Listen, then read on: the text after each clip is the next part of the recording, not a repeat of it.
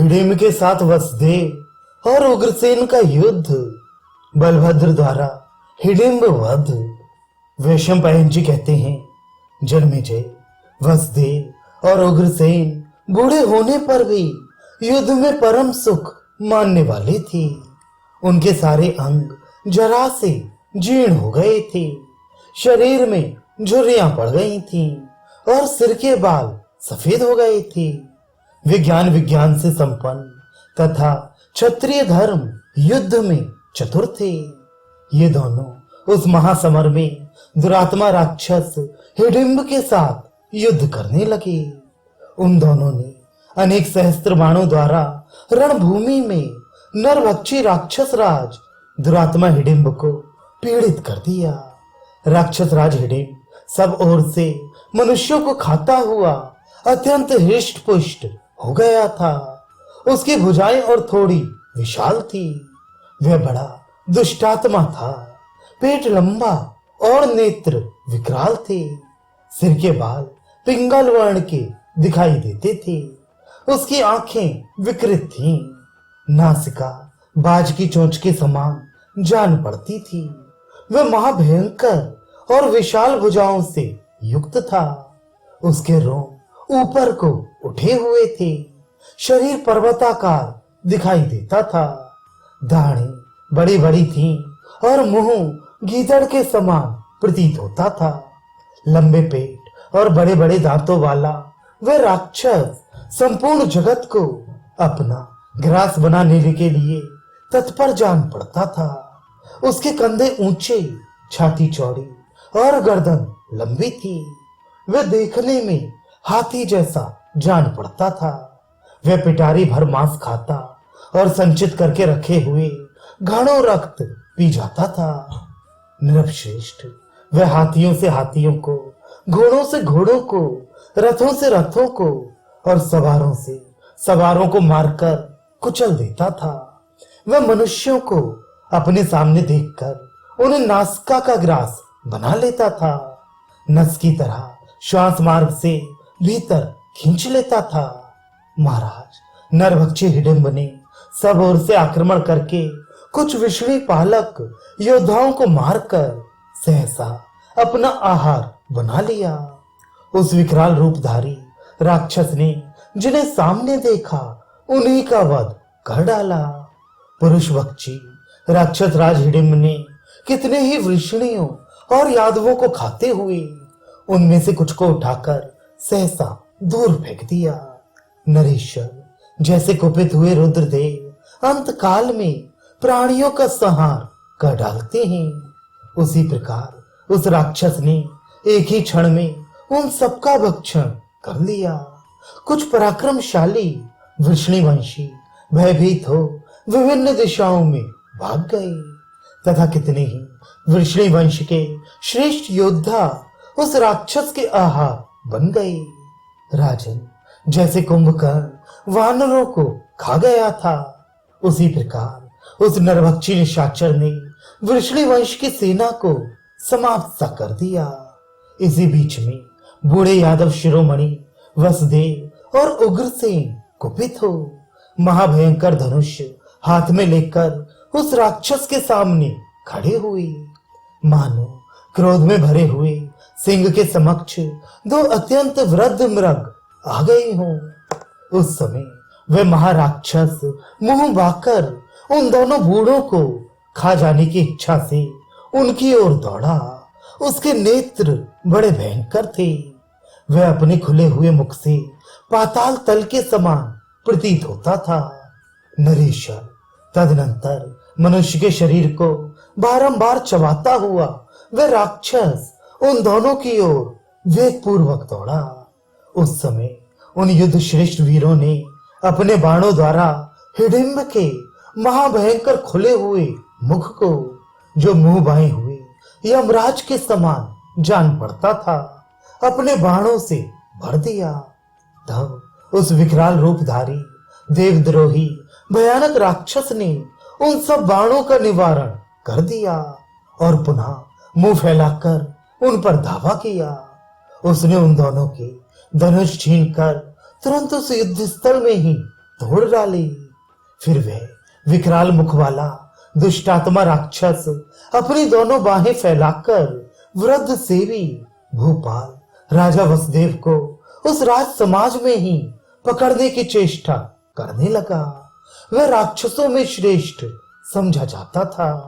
हिडिंब बोला, उग्रसेन, तुम किस लिए मेरे सामने खड़े हो? मैं अभी तुम दोनों को खा जाऊंगा। तुम्हारे साथ वसुदेव को भी चट कर जाऊंगा।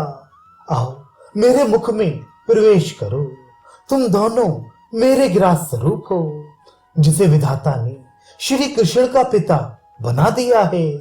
वह बूढ़ा वसुदेव भूख से पीड़ित है, परिश्रम से कष्ट पाता है और युद्ध में शीघ्रता पूर्वक पराक्रम प्रकट करता है। अब तुम दोनों मेरे मुंह से छूटकर नहीं जा सकते। तुरंत ही मेरे मुख के भीतर प्रवेश करो। तुम दोनों का रक्त पीकर मैं तृप्त होऊंगा और संतोष प्राप्त करूंगा। इसके बाद तुम दोनों वृद्धों के मांस को मैं सुखपूर्वक खाऊंगा। ऐसा कहता हुआ विशाल ठोनी वाला राक्षस राज निशाचर हिडिंब उस समय मुंह बाकर उनकी ओर दौड़ा। राजन, तब शस्त्रहीन हुए वृषणी शिरोमणि वसुदेव और उग्रसेन भयभीत हो सब ओर देखकर विभिन्न दिशाओं में भागने लगे।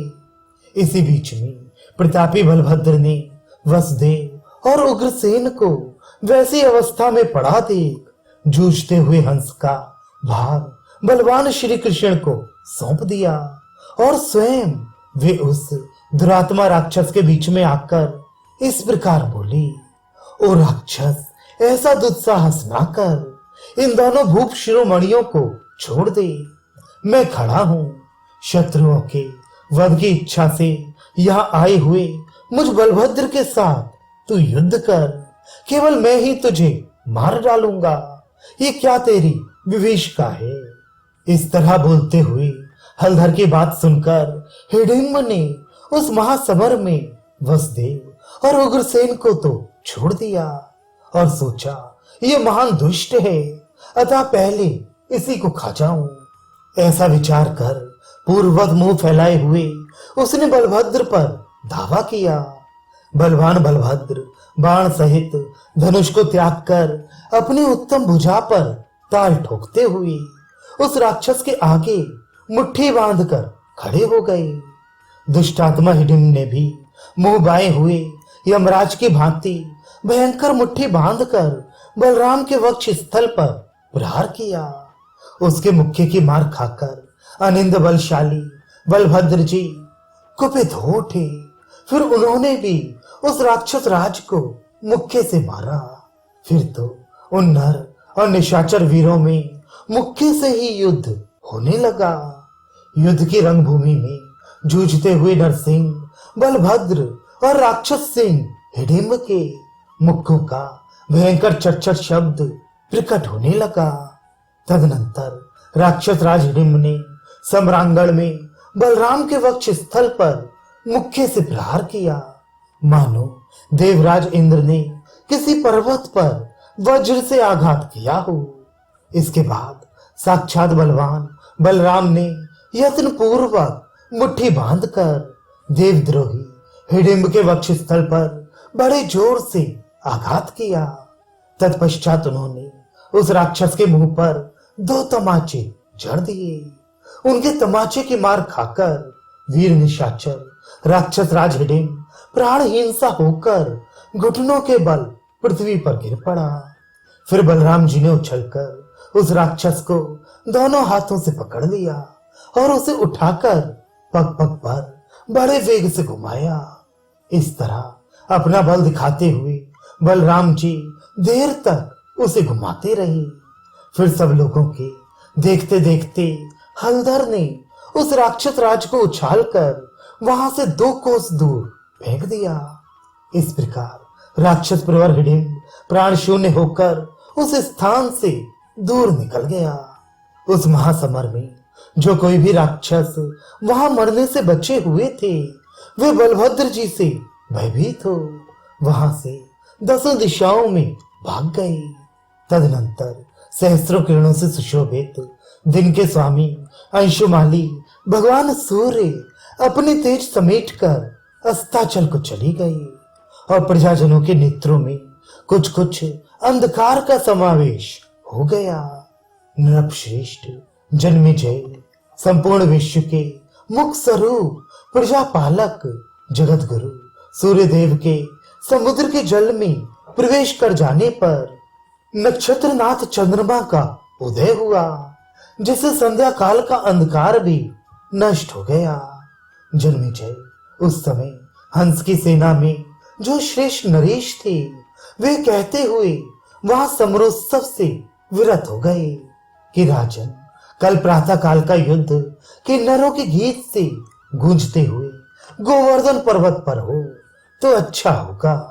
ऐसा कहकर वे सब नरेश वहां से भागकर गोवर्धन पर्वत पर चली गई।